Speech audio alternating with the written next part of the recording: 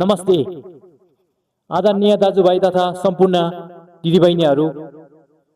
निकै दुःखदको घटना सम्झिँदा त म आफैलाई आँसु नआए पनि मनमा नै पुरै टप टप आँसु त चुको छैन तैपनि चुन आँटेको छ आँखाबाट।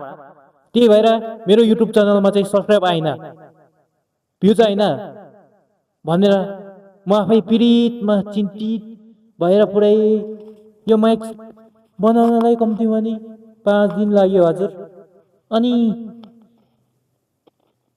के भन्दाखेरि चाहिँ अब भ्युज र सब्सक्राइब लाइक किन आएन? अब लाइक त अब भ्युज आए पो लाइक आउँछ त, कसैले हेरे पो लाइक आउँछ त, सब्सक्राइब किन आएन त? भिडियो राम्रो भए पो सब्सक्राइब गर्छ त कसैले, भ्युज गयो भने त सब्सक्राइब आउने, अनि भ्युज गयो भने नि लाइक आउने। त्यही भएर मेरो भ्युज युट्युबमा जाँदै जाँदैन, सब्सक्राइब पनि आउँदै आउँदैन। हजुरहरू प्लिज मेरो यो भिडियो देखियो भने हजुरहरूले 1 सब्सक्राइब गरिदिनु होला अनि 1 लाइक पनि गरिदिनु होला है। अनि म हजुरहरूलाई यसो कमेन्ट यसो छोडिदियो भने चाहिँ म हजुरहरूलाई पनि सब्सक्राइब गरिदिन चाहन्छु।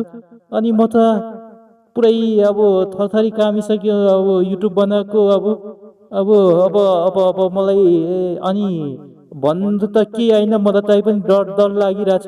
अब युट्युब सब्सक्राइब गरिदिनुहोस् है। म बाई बाई, म गएको।